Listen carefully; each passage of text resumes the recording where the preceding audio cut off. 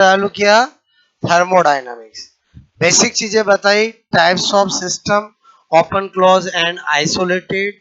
मैंने आपको बताया पाथ फलन, अवस्था फलन, state function, path function, quantities, उनके एग्जाम्पल और reversibility and irreversible process. Clear. इसी तरह से एक बेसिक में और बता रहा हूं। मैंने कहा यहाँ पर गहन, ठीक है, गुण तथा विस्तीर्ण गुण, ठीक है, विस्तीर्ण गुण। Okay, intensive and extensive property, ठीक है। बोलो क्या लिख रहा हूं, बोलो इंटेंसिव, ठीक है, एंड एक्सटेंसिव प्रॉपर्टी। क्लियर। अक्सर कॉम्पिटिटिव एग्जाम में यहां से क्वेश्चन आ जाता है, अच्छे से पहले सीखना। एक लिखा मैंने गहन गुण। क्लियर। गहन गुण मतलब इंटेंसिव प्रॉपर्टी। क्लियर। और एक लिख रहा हूं मैं आपको विस्तीर्ण गुण। क्या लिख रहा हूं मैं, बोलो यहां पर विस्तीर्ण गुण। ओके, एक्सटेंसिव प्रॉपर्टी, ठीक है। अब क्या होता है, सबसे पहले मीनिंग, एग्जाम में आता है एग्जाम्पल। क्लियर। तो मीनिंग क्या, कि वो सारी प्रॉपर्टीज, वो सारी फिजिकल क्वांटिटीज जिनका मान, जिनकी वैल्यू, बोलो उसकी मात्रा पे डिपेंड नहीं करती है। जैसे आज मैं आपसे कहूं कि हम बोलते हैं कि वाटर का मेल्टिंग पॉइंट 0 डिग्री सेंटीग्रेड होता है। बोलो वाटर का बॉइलिंग पॉइंट 100 डिग्री सेंटीग्रेड होता है। अब चाहे वाटर 1 किलो हो, आधा किलो हो, 1 लीटर हो, 5 लीटर हो, क्या हम बॉइलिंग पॉइंट की वैल्यू चेंज करते हैं क्या? नहीं करते हैं। बोलो बात समझ में। तो हर वो प्रॉपर्टी जो किस पे डिपेंड नहीं करती है, अमाउंट ऑफ सब्सटेंस, पदार्थ की मात्रा पे निर्भर नहीं करती है, उन्हें हम क्या बोलते हैं, इंटेंसिव प्रॉपर्टी। और जो मात्रा पे डिपेंड करेगी उसको हम क्या बोलेंगे, एक्सटेंसिव प्रॉपर्टी। बोलो बात समझ में। जैसे मास है, जैसे वॉल्यूम है, वो सब किस पे डिपेंड करते हैं, मात्रा पे डिपेंड करते हैं। मोल है, किस पे डिपेंड करता है, मात्रा पे। क्लियर। तो इसका मतलब सबसे पहले तो मीनिंग क्लियर होना चाहिए, क्योंकि एग्जाम में आता है कौन सी इंटेंसिव प्रॉपर्टी का, बोलो उदाहरण नहीं है। या आपसे पूछ लिया कि रिफ्रैक्टिव इंडेक्स, बोलो फिजिक्स में वर्ड यूज करते हैं, अपवर्तनांक, बताओ कैसी प्रॉपर्टी है। तो आपको पहले मीनिंग क्लियर होना चाहिए। आपको ये तो पता है कि अपवर्तनांक, बोलो पदार्थ की मात्रा पर निर्भर नहीं करता है। आज मैं, बोलो कांच का कोई रिफ्रैक्टिव इंडेक्स दे देता हूं, तो वो कांच का चाहे इतना टुकड़ा हो, पूरा टुकड़ा हो, रिफ्रैक्टिव इंडेक्स वही रहेगा। क्लियर। लेकिन मुझे ये तो पता चलना चाहिए कि बोलो इंटेंसिव और एक्सटेंसिव में कौन सी प्रॉपर्टी मात्रा पे डिपेंड नहीं करते। डेफिनेशन याद होगी तो हम एग्जाम्पल रिकॉग्नाइज कर पाएंगे। एक एग्जाम्पल याद करने की जरूरत नहीं, सारा हम फीलिंग्स लेंगे। क्लियर। तो पहला हमारी नीड क्या हुई, हमें ये याद रहे कि कौन सा मात्रा पे डिपेंड करता है और कौन सा नहीं करता है। तो उसके लिए अपन एक ट्रिक बना रहे हैं। बोलो आई इंटेंसिव में आ रहा है, और आई का मतलब मैं कर रहा हूं इंडिपेंडेंट, बोलो आपसे मैं कर रहा हूं ऑफ अमाउंट, ठीक है, ऑफ सब्सटेंस। क्या लिखा मैंने, बोलो। आपको मेरी बात समझ, बिल्कुल याद करने की जरूरत नहीं है।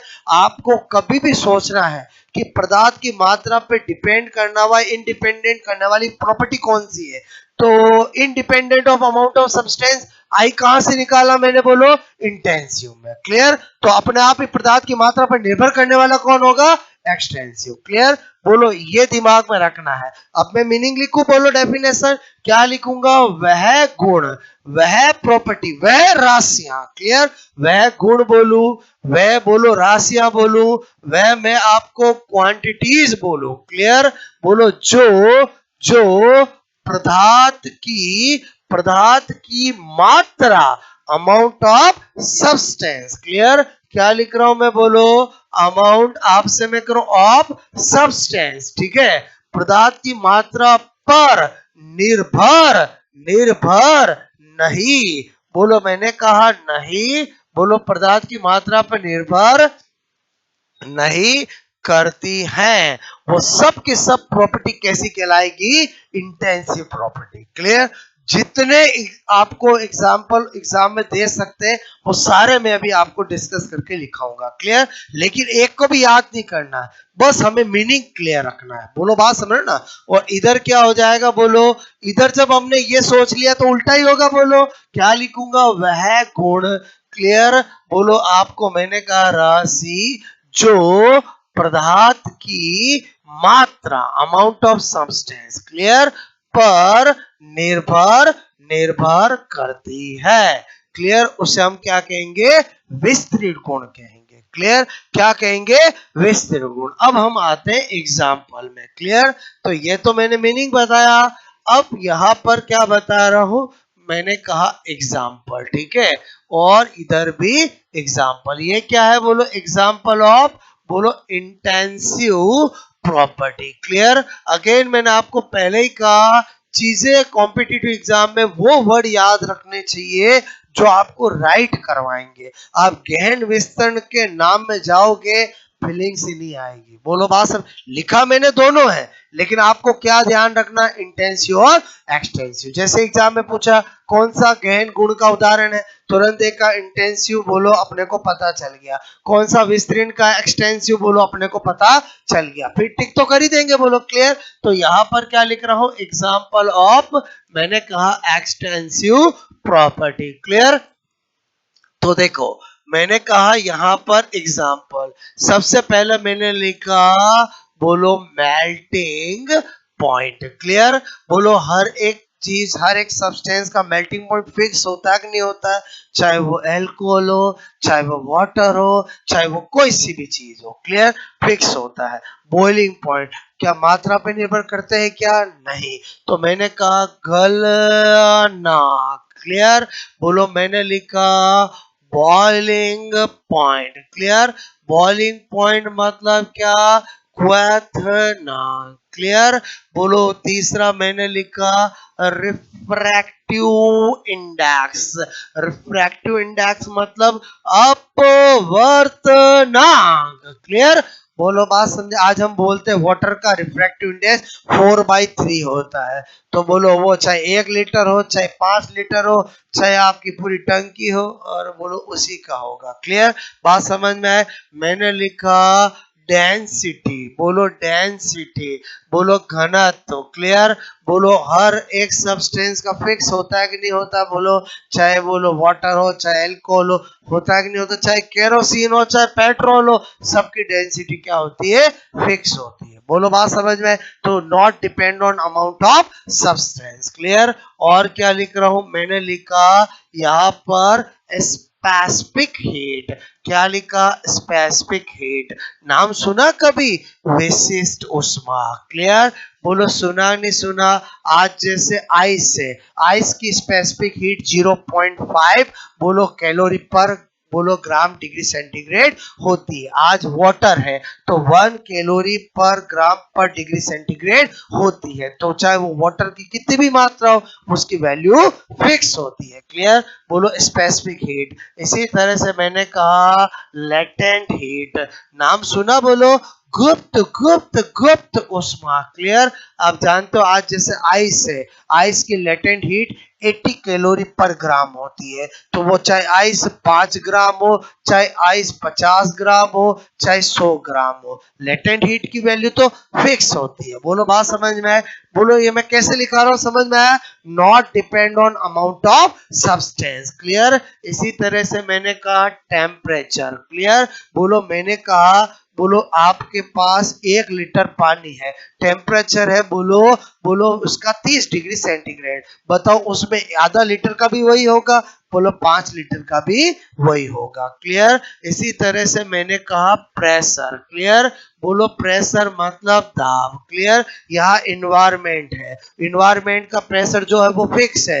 बोलो कोई के मेरा होल बड़ा है, बोलो मेरा प्रेशर इन्वायरमेंट का ज्यादा है, तुम ऐसा नहीं होता है, क्लियर। और देखो मैं क्या बता रहा हूं आपको, मैंने कहा बोलो यहां पर बोलो शांता विस्कोसिटी। क्लियर, ये भी क्या होती है, कोई भी लिक्विड है तो उसकी शांता क्या होती है, फिक्स होती है। ग्लिसरीन की अपनी होती है, वाटर की अपनी होती है। Clear, not depend on amount of substance. Clear, बोलो मैं not depend on amount of substance बोल रहा हूं मैं।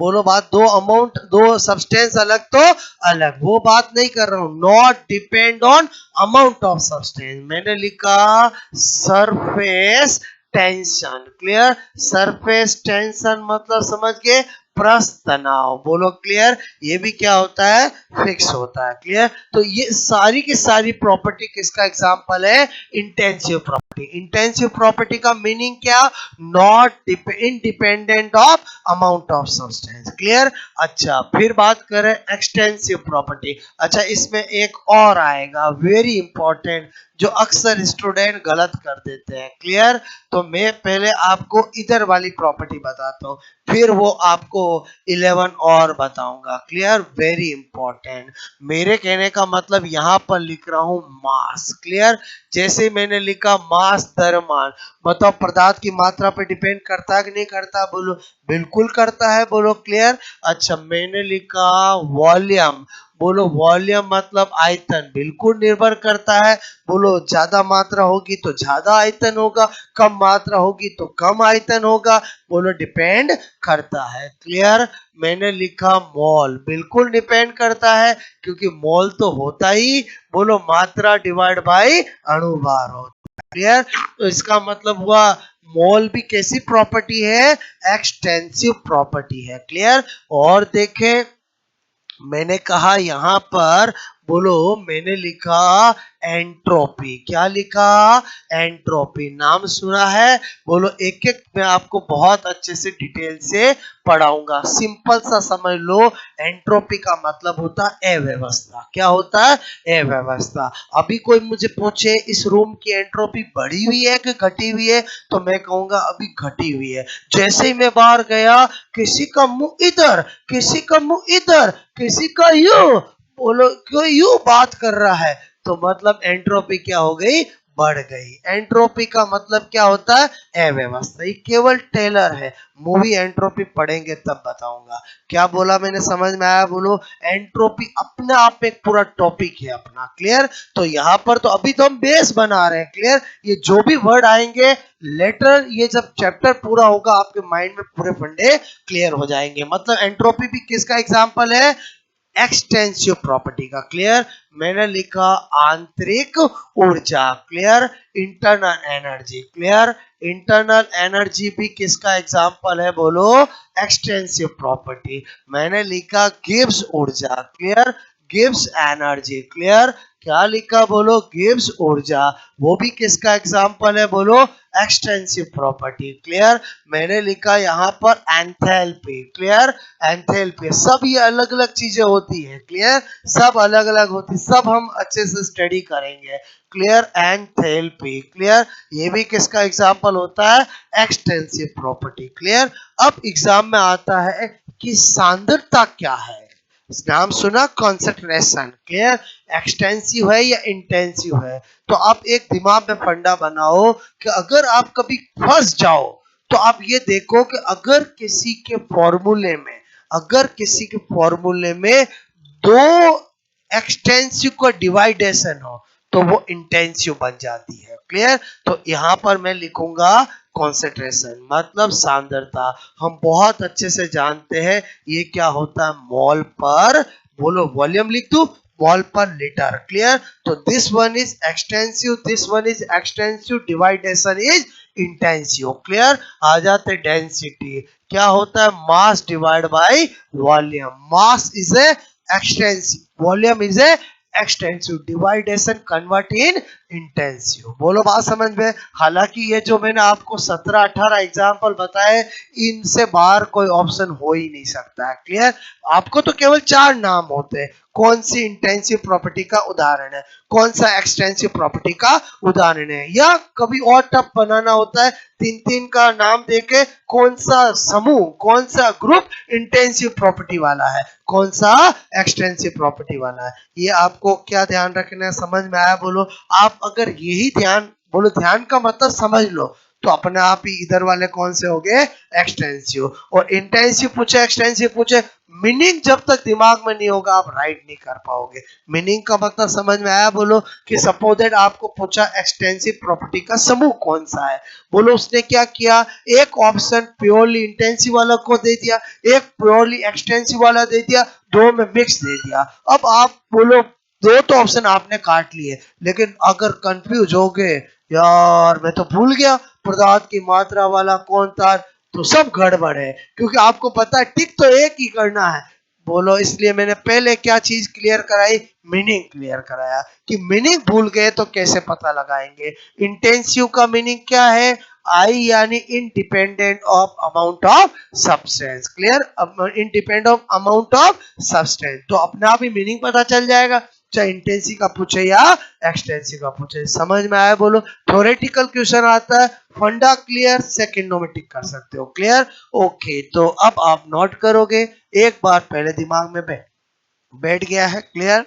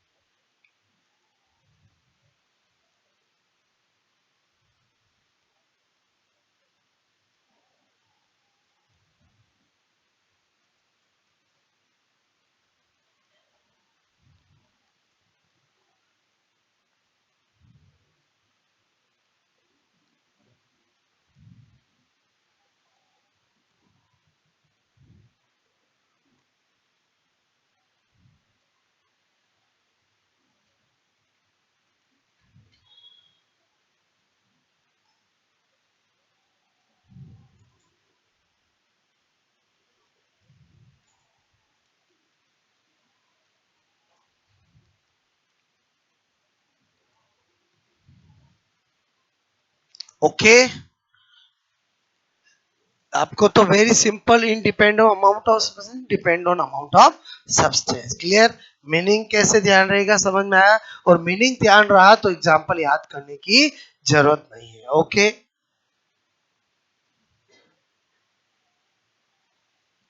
हो गया ये नोट? बोलो।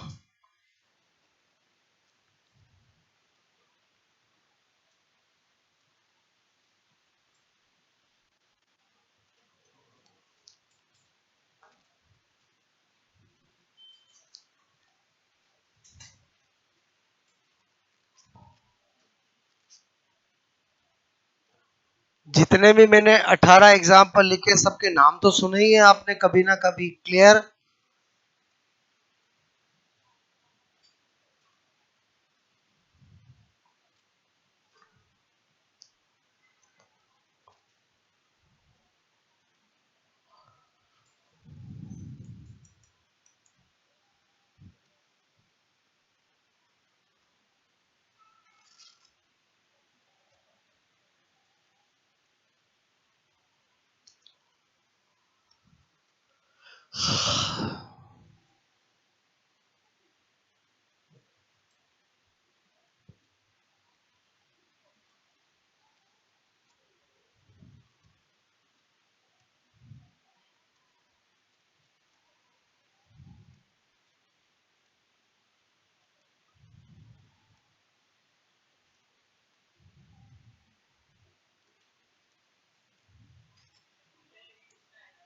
क्या बच्चा? सब इसी में कॉन्सेंट्रेशन लिख दिया मतलब आप समझ जाओ कि उसमें क्या क्या आएंगे। बोलो क्लियर?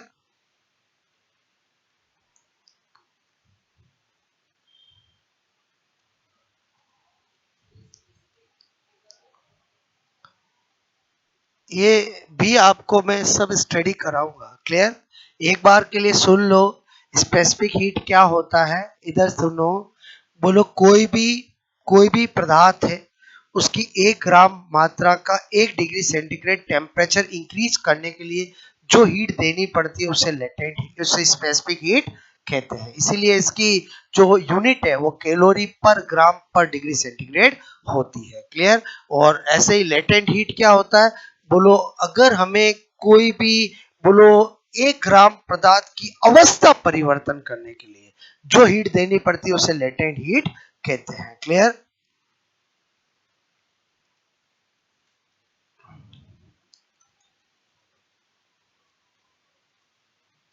Q बराबर ml, ये किसका फॉर्मूला है?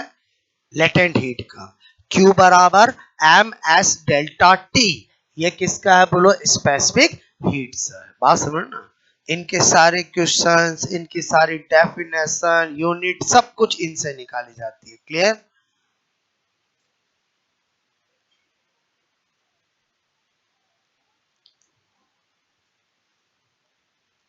ये तो खाली मैंने बेस बनाया है, एक्चुअली शुरुआत अब हम करेंगे इसके बाद। क्लियर? ओके।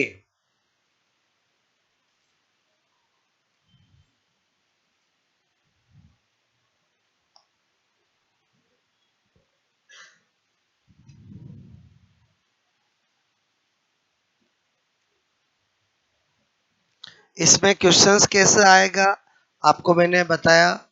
बोलो कौन विस्तृण गुण का उदाहरण है, कौन इंटेंसिव प्रॉपर्टी का एग्जाम्पल है। क्लियर?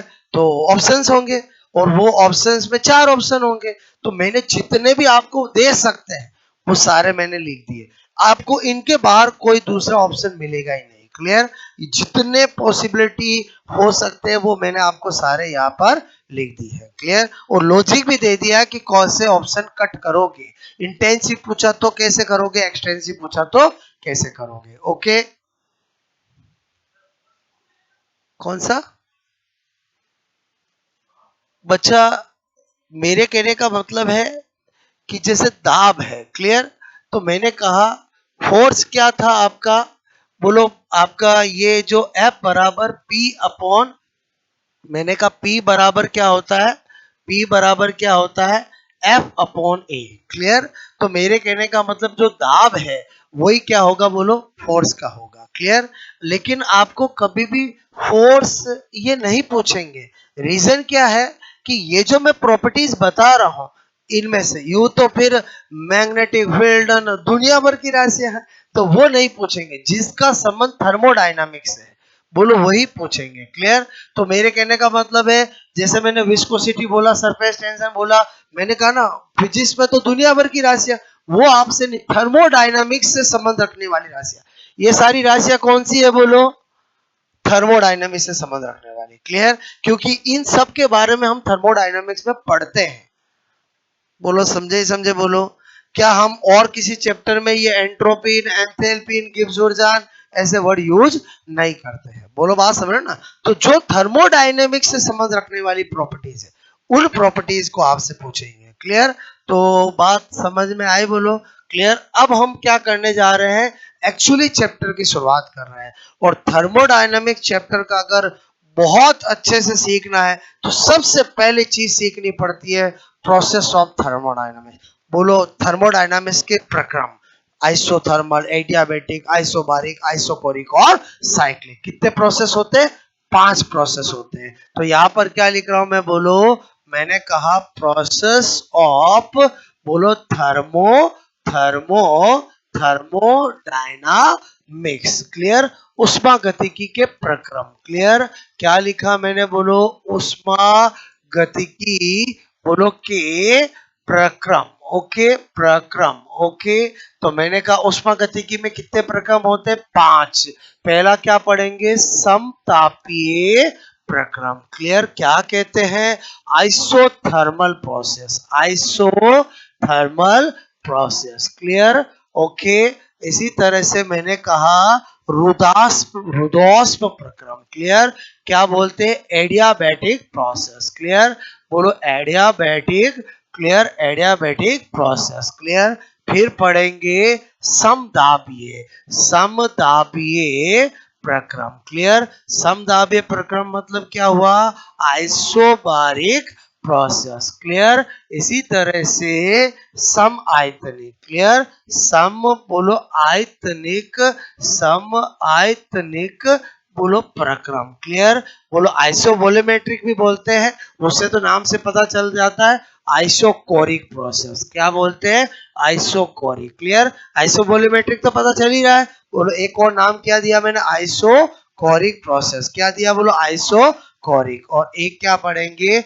चक्रीय प्रक्रम। क्लियर? चक्रीय प्रक्रम मतलब क्या हो गया? बोलो साइक्लिक प्रोसेस। क्लियर? जब हम ये पांचों प्रोसेस अच्छे से स्टडी कर लेंगे तो फिर हम आएंगे लॉ ऑफ थर्मोडायनामिक्स। जब लॉ ऑफ थर्मोडायनामिक्स की बात करेंगे तो ZLOT, FLOT, SLOT, TLOT। ZLOT मतलब क्या होता है? जीरोथ लॉ ऑफ थर्मोडायनामिक्स, उष्मागतिकी का शून्यांकी नियम। FLOT का मतलब क्या होगा? First law of thermodynamics. First law of thermodynamics मतलब उष्मागतिकी का प्रथम नियम। फिर SLOT का मतलब क्या होता है? Second law of thermodynamics. और TLOT मतलब थर्ड लॉ ऑफ थर्मोडायनामिक्स। जब सारे लॉ पढ़ेंगे तो जो सेकंड लॉ के अंदर स्टेटमेंट में आएगा एंट्रोपी। क्या वर्ड आएगा? एंट्रोपी। तो मुझे बताना पड़ेगा एंट्रोपी क्या होता है। जब एंट्रोपी पढ़ेंगे तो फिर एंथैल्पी पढ़ना पड़ेगा। एंथैल्पी पढ़ेंगे तो फिर आपको इंटरनल एनर्जी पढ़ाना पड़ेगा। और फिर गिब्स ऊर्जा पढ़ेंगे तो सब में रिलेशन देखना पड़ेगा। फिर गिब्स हेल्महोल्ट्ज इक्वेशन आएगी। मतलब एक प्रोसेस से सीखना पड़ेगा तो आपको चीजें कनेक्ट होगी, समझ में आएगी। बोलो बात समझ में आए? तो हमें पहले क्या पढ़ना पड़ेगा? Thermodynamic process. क्लियर? धीरे धीरे करते, बोलो बड़ा चैप्टर है लेकिन सब कुछ आपको मैं सिखा दूंगा, बट हमें सिस्टमेटिक सीखना पड़ेगा। क्लियर? पहले मुझे आपको सारे फंडे किसके लिए क्लियर करना है? इन प्रोसेस के। क्लियर? तो इन प्रोसेस में भी ज्यादा स्टार किस पे लगा रहा हूं? एडियाबैटिक, जिसमें स्टूडेंट को दिक्कत आती है क्योंकि इसमें बहुत अच्छे अच्छे क्वेश्चंस बनते हैं। बोलो कौन सा? रुदोष्म प्रक्रम। क्लियर? पढ़ेंगे हम सारे, लेकिन ये थोड़ा नाटकबाज है। क्या है? बोलो नाटकबाज। अच्छे क्वेश्चंस बनते हैं। क्लियर? तो पांचों नोट किए। बोलो अब एक जो मैं आपको आइसोथर्मल पढ़ाऊंगा वो पैटर्न से ही हम सारे पैटर्न से पढ़ेंगे, मतलब पैटर्न सबका सेम रहेगा। तो पहला हेडिंग डालोगे आइसोथर्मल, बोलो समतापीय प्रक्रम।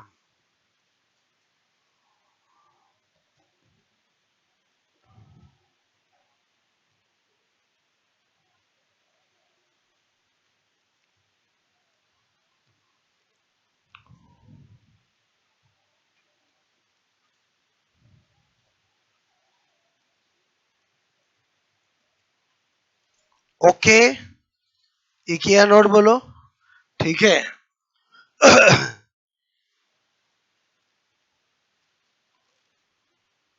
पहला बताओ मैं? बोलो ओके। अब समतापीय प्रक्रम, समतापीय प्रक्रम। Okay, isothermal process. क्या बता रहा हूं? Isothermal process. ठीक है? आप पहले 10-15 मिनट पूरा ध्यान देना। कोई भी प्रक्रम को पढ़ने का पैटर्न हमारा फिक्स रहेगा। सबसे पहला पॉइंट रहेगा परिभाषा, डेफिनेशन का रहेगा। क्लियर? और मैंने कहा आइसोथर्मल प्रोसेस किसको कहते हैं? तो हम बोलते हैं वह थर्मोडायनामिक प्रोसेस जिसमें प्रोसेस की एवरी स्टेप पर, हर पद पर, बोलो टेम्परेचर कांस्टेंट रहता है, उसे हम क्या बोलेंगे? Isothermal process. क्लियर? तो मैंने कहा बोलो इसमें वह उष्मा गतिकी प्रक्रम। ठीक है? वह थर्मोडायनामिक, थर्मोडायना, ठीक है, डायनामिक, आपसे मैं करो डायनामिक प्रोसेस। ठीक है? प्रोसेस, बोलो वह उष्मागतिकी प्रक्रम जिसमें, जिसमें प्रक्रम के प्रत्येक पद पर प्रत्येक पद पर, every step of process. Clear? क्या लिख रहा हूं? मैंने कहा एवरी स्टेप ऑफ प्रोसेस। ठीक है, हर पद पर बोलो टेम्परेचर, ताप, बोलो क्या रहता है? नियत, कांस्टेंट, नियत, बोलो मैंने कहा कांस्टेंट रहता है। क्लियर? उसको क्या बोलते हैं? Isothermal process. इस डेफिनेशन से भी एग्जाम में क्वेश्चन आता है। वो ऐसा आता है कि आइसोथर्मल, आइसोथर्मल, आइसोथर्मल प्रोसेस, ठीक है, बोलो प्रोसेस समतापीय, ठीक है, प्रक्रम। ओके, प्रक्रम में आपसे पूछा नियत रहता है। क्लियर? पहला ऑप्शन देगा दाब। क्या दिया? दाब मतलब प्रेशर। क्लियर? दूसरा ऑप्शन दिया आंतरिक ऊर्जा। क्या दिया? आंतरिक ऊर्जा मतलब इंटरनल एनर्जी। क्लियर?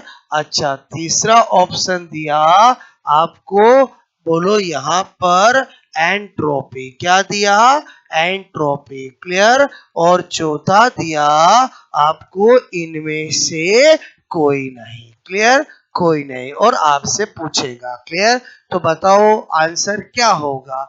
ए किसी का आंसर, बी, सी, डी, क्योंकि बचपन से हमने यही पढ़ा है कि आइसोथर्मल में क्या कांस्टेंट रहता है?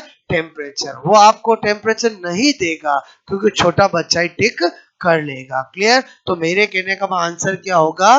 बी होगा। क्लियर? क्यों होगा अब समझना।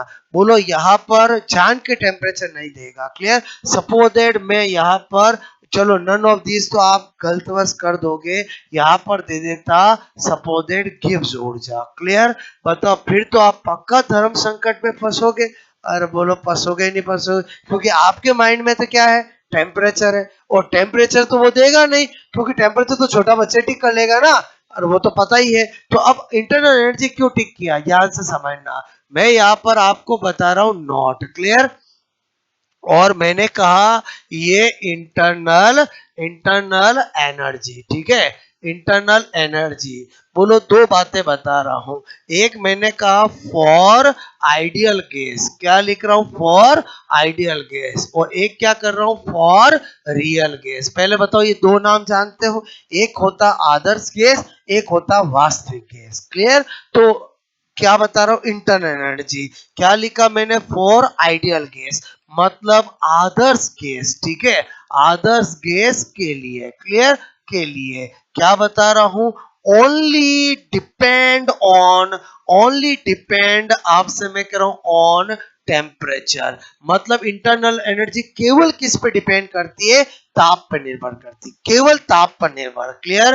केवल मैंने कहा ताप पर निर्भर। क्लियर? और मैंने कहा फॉर रियल गैस, बोलो वास्तविक, वास्तविक गैस, बोलो के लिए। क्लियर?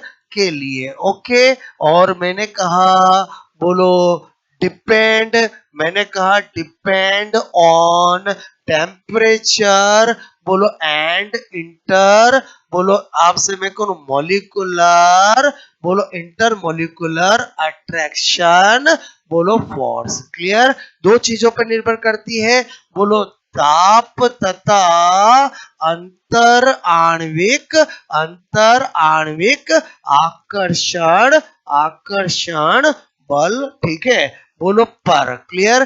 किसकी इंटरनल एनर्जी? रियल गैस की। अब क्या होता है कि आपको मैंने यहाँ पर एक क्वेश्चन दिया, मेरी बात को समझना। होता क्या है कि हम साइंस के अंदर, आप हमेशा ध्यान रखो कि ideal gas is a normal gas, real gas is a specific gas. Clear? मतलब हम हर कहीं PV equal to NRT equation use करते हैं।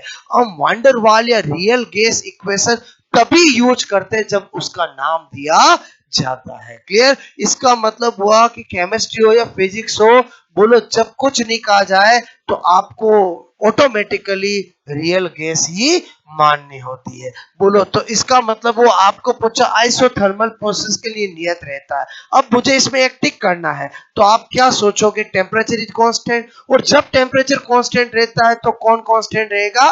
Internal energy. बोलो बात समझ में? क्योंकि इंटरनल एनर्जी बोलो आइडियल गैस की ओनली डिपेंड ऑन टेम्परेचर। बोलो बात समझ में? इसलिए अगर यही क्वेश्चन ये होता, अगर यही क्वेश्चन सपोजेड ये होता, क्लियर, कि आपका वास्तविक गैस ऐसा लिख के दे, वास्तविक गैस, वास्तविक गैस, ठीक है।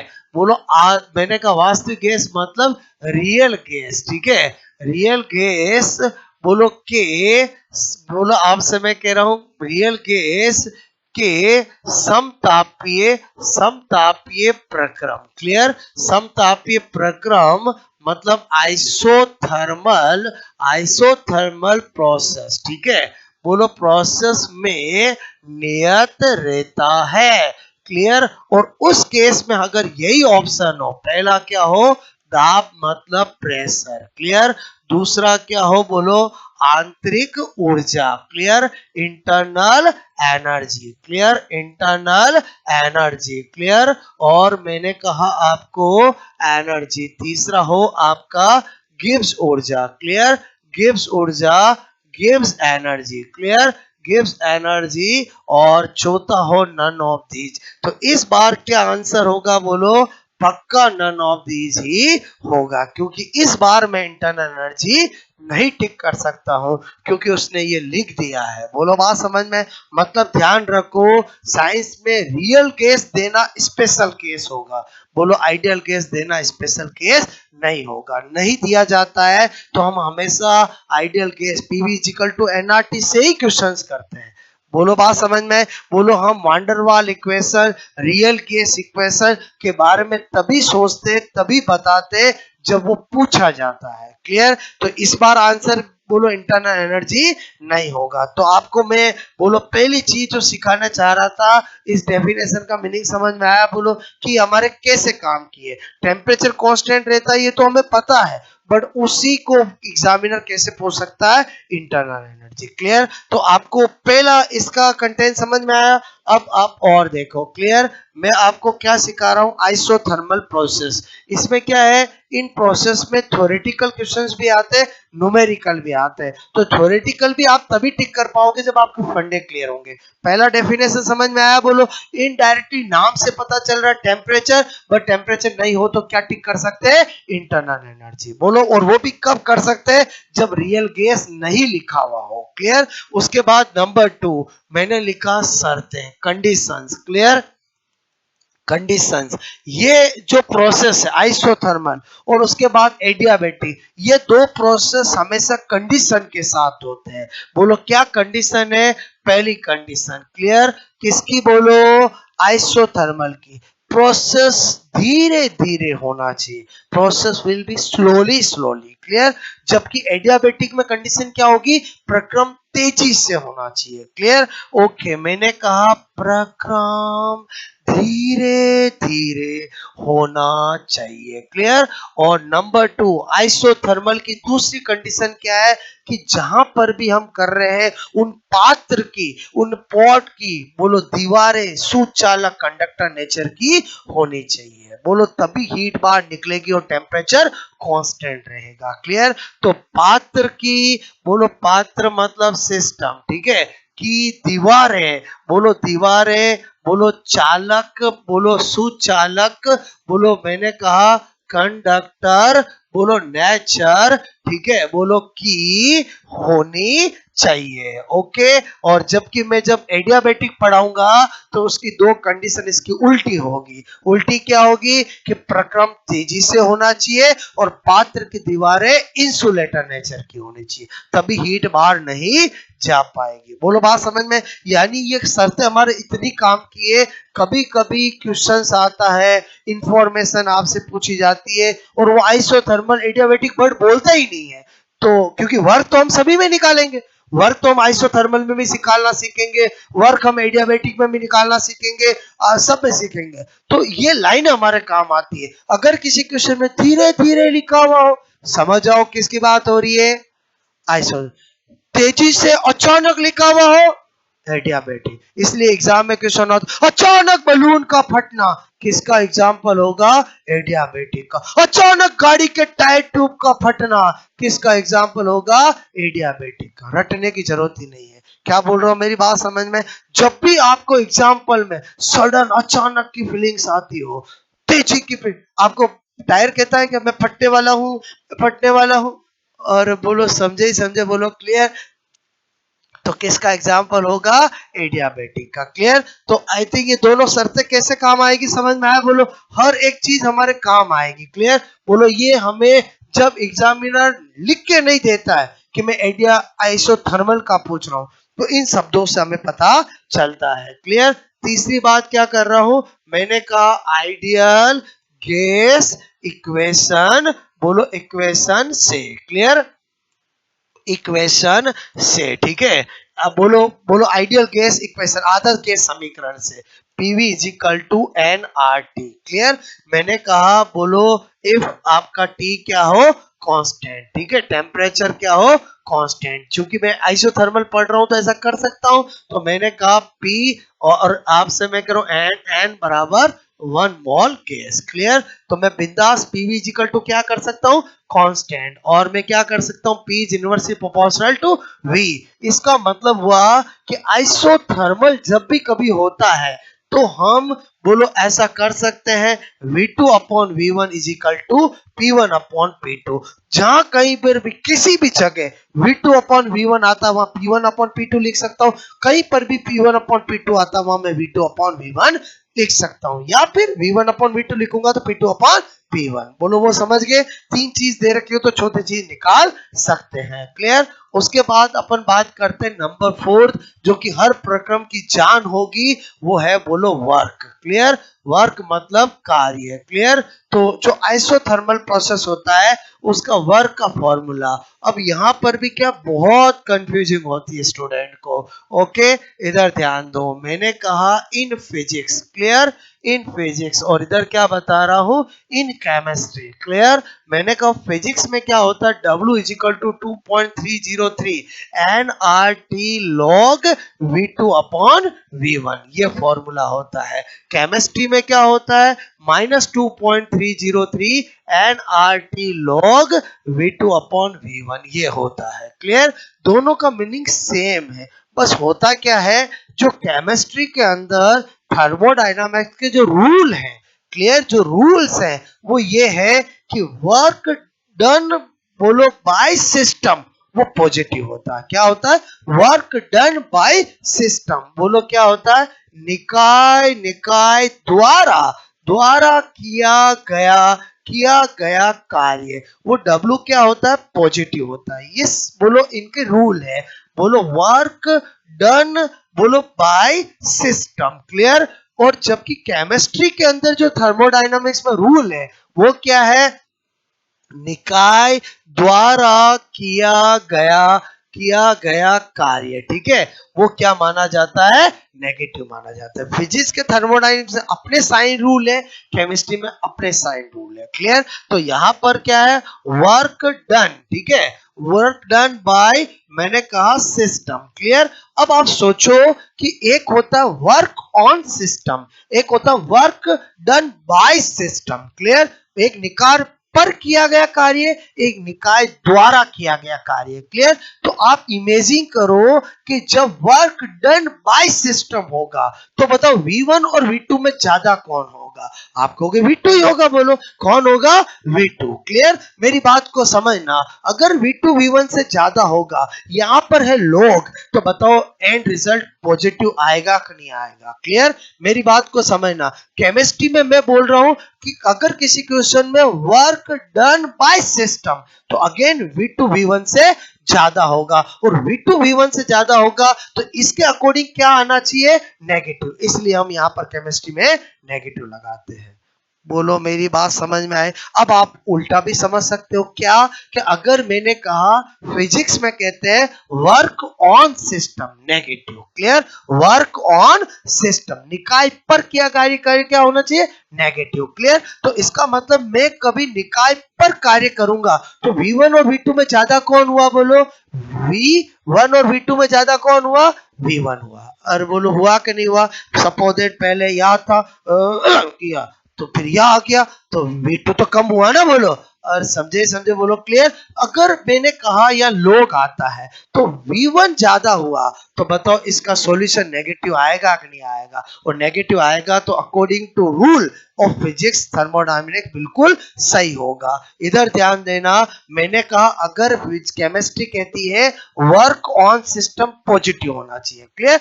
अब आप सोचो मैं निकाय पर कार्य करूंगा तो बताओ V1 क्या होगा, बोलो V2 से ज्यादा, इसका रिजल्टेंट नेगेटिव आएगा और नेगेटिव नेगेटिव पॉजिटिव हो जाएगा। बोलो मेरी बात समझ में आए, 1% कंफ्यूजिंग नहीं है। कंफ्यूजिंग कब होती है, जब हम इस केवल इसको ही ध्यान रखें।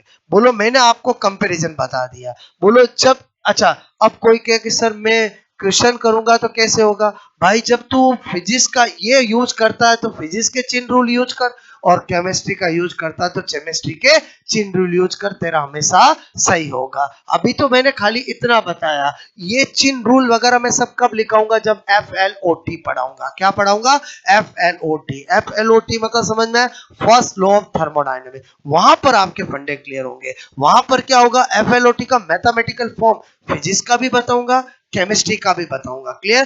फिजिक्स के भी साइन रूल बताऊंगा, केमिस्ट्री के साइन रूल बताऊंगा, और फिर जो मैं न्यूमेरिकल क्वेश्चन कराऊंगा तो आप फिजिक्स वाले से करोगे तो भी वही आंसर आएगा, केमिस्ट्री वाले से करोगे तो भी वही आंसर आएगा। बस ध्यान क्या रखना है, फिजिक्स वाले से करते हो तो फिजिक्स के चेन रूल यूज करो, केमिस्ट्री वाले से करते हो तो केमिस्ट्री के चेन रूल यूज करो। हमें एक का यूज करना है, किसका करना है, बोलो फिजिक्स वाला, क्योंकि हमारे दिल दिमाग में जो बचपन से बैठा हुआ है वो यही बैठा है कि work done by system positive, work on system negative. जो बचपन से दिमाग में बैठा हुआ है वो एक्चुअली फिजिक्स के रूल बैठे हुए हैं, किसके बैठे हुए, फिजिक्स में, और वही हमें ध्यान रखना है। तो हमें वही फॉर्मूला यूज करना है। बोलो बात समझ, कंपेयर किस लिए कर रहे हैं, ताकि आपके माइंड में मिस कुछ हो कॉन्सेप्ट वो क्लियर हो जाए। बोलो बात समझ ना, तो आई थिंक नो प्रॉब्लम, बोलो। और समझे नहीं समझे, बोलो। इसमें पॉजिटिव आता है, इसमें यहाँ पर नेगेटिव नहीं है, यहाँ पर नेगेटिव है, रीजन समझ में आया, क्योंकि केमिस्ट्री के साइन रूल अलग है, फिजिक्स के साइन रूल अलग है। ओके, अच्छा नंबर 5 क्या बता रहा हूं यहाँ पर मैं, क्या पूरा आइसोथर्मल की सारी बातें बता रहा हूं, फिर आप नोट करना। और सेम यही प्रोसेस हमारा सभी सिस्टम सभी प्रोसेस का रहेगा, क्लियर। मैंने लिखा ग्राफ, क्लियर। और थर्मोडायनामिक्स में ग्राफ चाहे कोई सा भी प्रोसेस हो, graph between P and V ही बनाया जाता है। क्या बनाया जाता है, P एंड V। तो ग्राफ मैंने कहा बिटवीन, बोलो P एंड V। P मतलब क्या, प्रेशर, V क्या, वॉल्यूम। ओके, मैंने किया P, इधर किया V, बोलो रिलेशन क्या होता है, ये ग्राफ कैसा बनेगा, ऐसा बनेगा। बोलो पक्का बनेगा या नहीं बनेगा, क्लियर। अच्छा ये तो ऑफिशियल ग्राफ है, अगर मैं और सोचूं, क्लियर, तो मैंने कहा अगर मैं ऐसा बना दूं PV या P करूं, बोलो ऐसा आएगा, क्लियर। और आएगा कि नहीं आएगा, बोलो। अगर मैं आपसे कहूं मैं PV कर दूं, जो चीज कांस्टेंट कर दी, फिर कुछ भी करो ऐसा आएगा, क्लियर। ये आइसोथर्मल का ऑफिशियल ग्राफ है, क्लियर। ये तो मैंने आपको दो और बताए। बोलो बात समझ में आई, बोलो। ये कैसे किया समझ में आया, क्योंकि जब P inversely proportional to V है तो इसका मतलब PV इजिकल टू तो क्या होगा, कांस्टेंट, और जब कांस्टेंट है तो यहाँ कुछ भी करो हमेशा ऐसा ही आएगा। बोलो बात समझ में आए, हाँ या ना। ओके, मैं नहीं चाहता हूं आप इसको रटो, रीजन क्या है, एग्जामिनर सेकंडों में गलती करा सकता है, और ग्राफ बनाऊं मैं, क्लियर। नंबर 4 ध्यान से समझना, ये P किया, ये 1/V किया, ग्राफ ऐसा आएगा कि नहीं आएगा, बताओ। ये ग्राफ किसको रिप्रेजेंट कर रहा है, आइसोथर्मल को। ये ग्राफ किसको रिप्रेजेंट कर रहा है, आइसोथर्मल को। ये किसको रिप्रेजेंट कर रहा है, आइसोथर्मल को। ये किसको रिप्रेजेंट कर रहा है, आइसोथर्मल को। मतलब हमारे दिमाग में क्या है, ये बैठा हुआ रहता है, क्लियर। चाहे वो या ये दे, अरे समझे नहीं समझे बोलो। अगर देखना है कि ये कब करना है, जब पी और वी हो। जब पी और 1/v हो तो फिर वो करोगे तो गलत हो जाएगा। बोलो मेरी बात समझ में आई? हाँ या ना? क्लियर? अच्छा, उसके बाद नंबर 6 क्या बता रहा हूं आपको? मैंने कहा example of isothermal. Clear? Isothermal process. Clear कि भाई ये कहाँ मिलेगा हमें? क्लियर? तो इसका बेस्ट एग्जाम्पल क्या है? मैंने कहा सभी अवस्था परिवर्तन, सभी चेंज ऑफ स्टेट। आज आइस बोलो वाटर में चेंज होता है, कौन से प्रोसेस के तहत? Isothermal, 80 degree centigrade temperature. मैंने कहा वाटर चेंज इन वेपर, बोलो 800 डिग्री सेंटीग्रेड। क्लियर? तो मैंने कहा ice change in water. Clear? बोलो मैंने कहा वाटर चेंज इन, बोलो वेपर। क्लियर? बोलो ये सब आइसोथर्मल के तहत ही होते हैं, क्योंकि यहाँ पर टी कितना होता है? 0 डिग्री सेंटीग्रेड। यहाँ टी कितना होता है? 100। बोलो कांस्टेंट रहेगा। बोलो मेरी बात समझ में आई? क्लियर? तो इसका मतलब हुआ ये क्या है? अवस्था परिवर्तन। क्लियर? अवस्था परिवर्तन मतलब क्या लिख रहा हूं मैं? बोलो change of state. Clear? I hope आपको आइसोथर्मल की सारी थ्योरी समझ में आई। बोलो क्लियर? ओके, अब आप नोट करोगे। क्लियर? अब आपको क्या करना है? नोट करना है। क्लियर?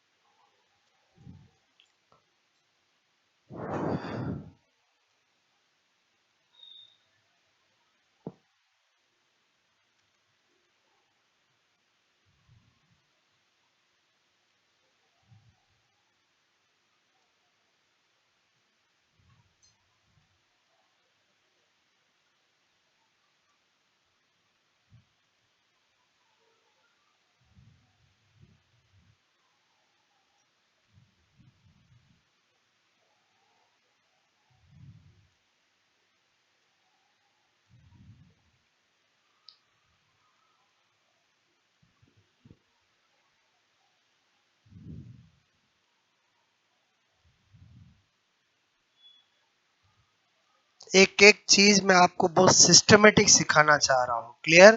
क्योंकि थर्मोडायनामिक्स ऐसा चैप्टर है, बहुत इंपॉर्टेंट है इजी, बट बहुत कंफ्यूजिंग होती है स्टूडेंट्स के। क्लियर?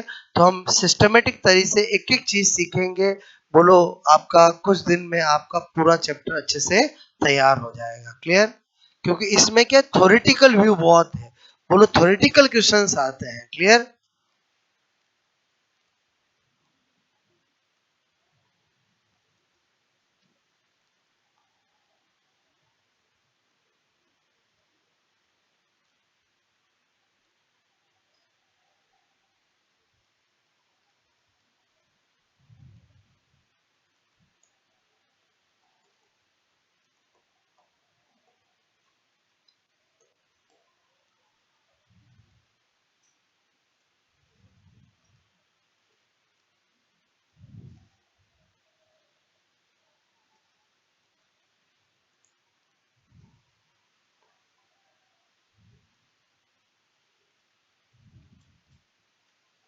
बात समझ में आए? बोलो क्लियर? क्योंकि ताप देगा तो कोई भी कर सकता है ना। बोलो बात समझो ना? ठीक है?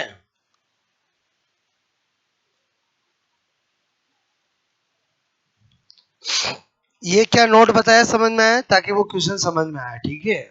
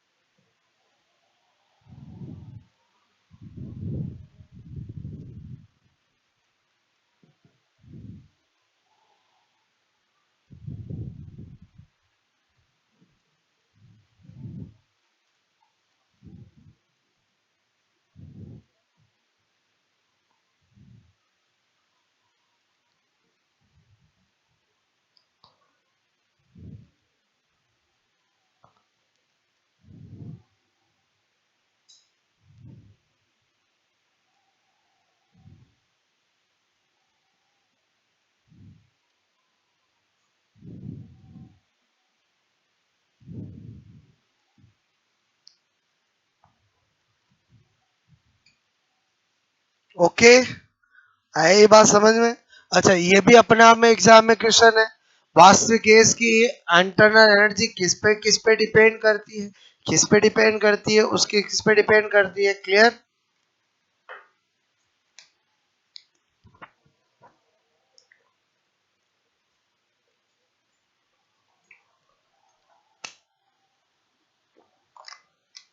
ओके,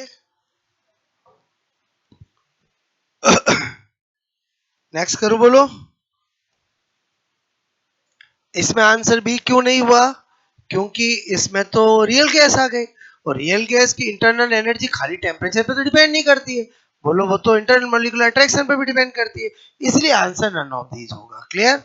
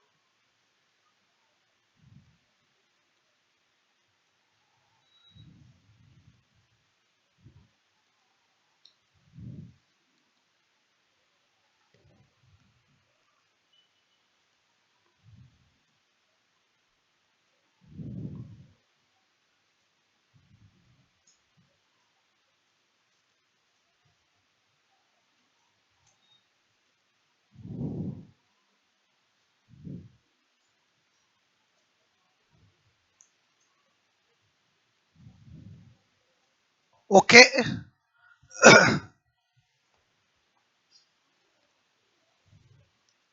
प्रोसेस स्लोली स्लोली, ठीक है, होना चाहिए।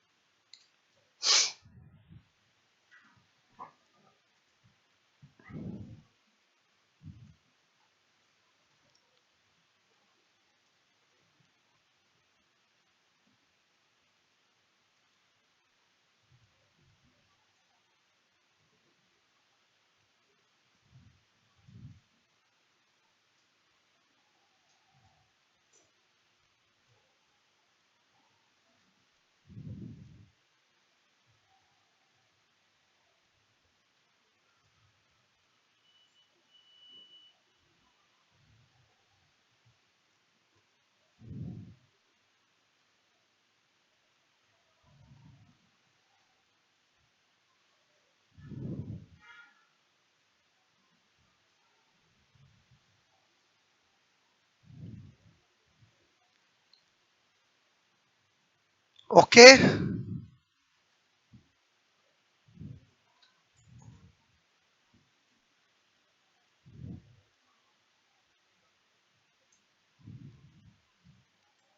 हो गया, बोलो।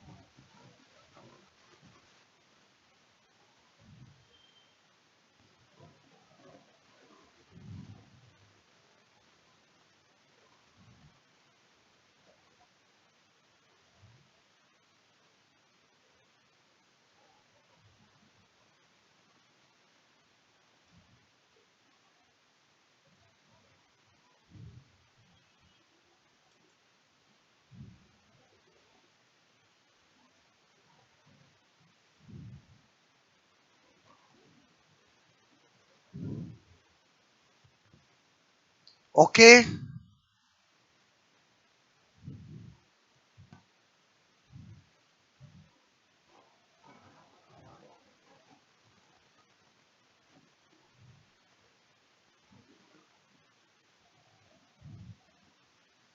पॉजिटिव नेगेटिव वाला लफड़ा समझ में आया? बोलो आपको क्लियर?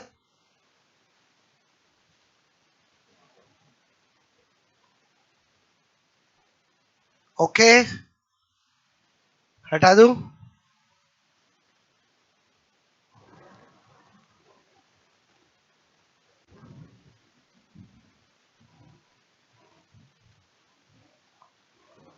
यहाँ एन क्या है? Mole of gas. आर क्या है? सार्वत्रिक गैस नियतांक।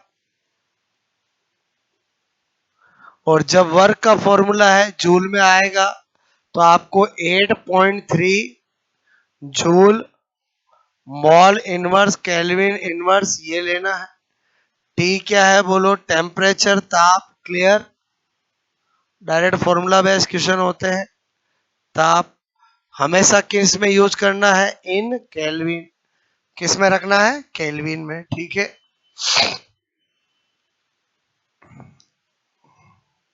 ये तो बताया मैंने आपको। क्लियर?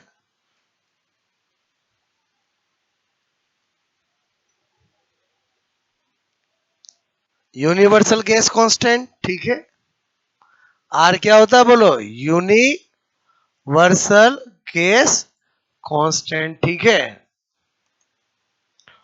और आर की वैल्यू क्या पुटअप करोगे? 8.3, क्योंकि वर्क की यूनिट तो जूल होती है, तो जूल की फॉर्म में रखना पड़ेगा। बात समझो ना? ठीक है, और ताप हमेशा किस में रखना है? बोलो केल्विन में। वैल्यू पुटअप करनी है। ओके, हो गया? ये भी समझ में आया? बोलो। अरे बच्चा, ये लिखा मैंने 8.3 joule mall inverse kelvin inverse. Clear? Okay, बात समझ में आए? बोलो। नहीं भी लिखो तो पता होना चाहिए आपको। क्लियर? आर की वैल्यू। ओके, हो गया ये नोट? बोलो। ग्राफ एक बताने थे, ये 3 गिफ्ट साथ में क्यों बताया? समझ में आया? ताकि आप गलती नहीं करो। मेरे कहने का मतलब यही होता है ऑफिशियली पी और बी में। लेकिन मैंने कहा ये भी सारे किसके हैं? आइसोथर्मल के ही हैं। ओके, तो हमेशा देखना है कि ग्राफ किस में पूछा है, पी वी के पी 1/V। क्लियर?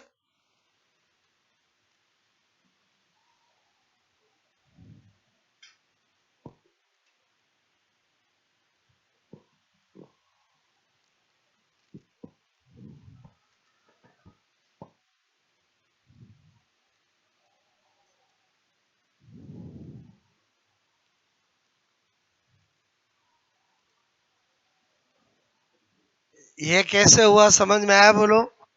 मैं कहूं इसको पढ़ो, इसको दो तरह से पढ़ सकते हैं। Pressure is inversely proportional to V, या pressure is directly proportional to 1/V। अरे बोलो, समझे? समझे? बोलो। क्लियर?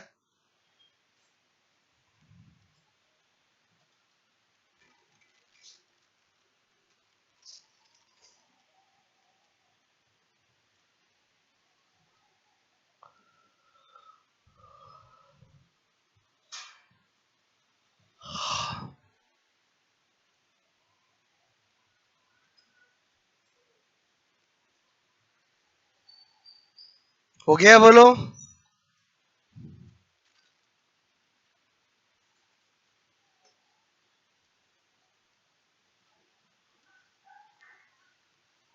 ठीक है, आइसोथर्मल वापस करो।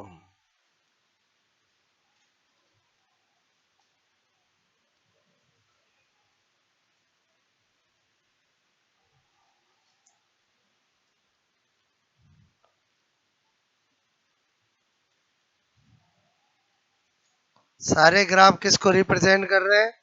आइसोथर्मल को। क्लियर?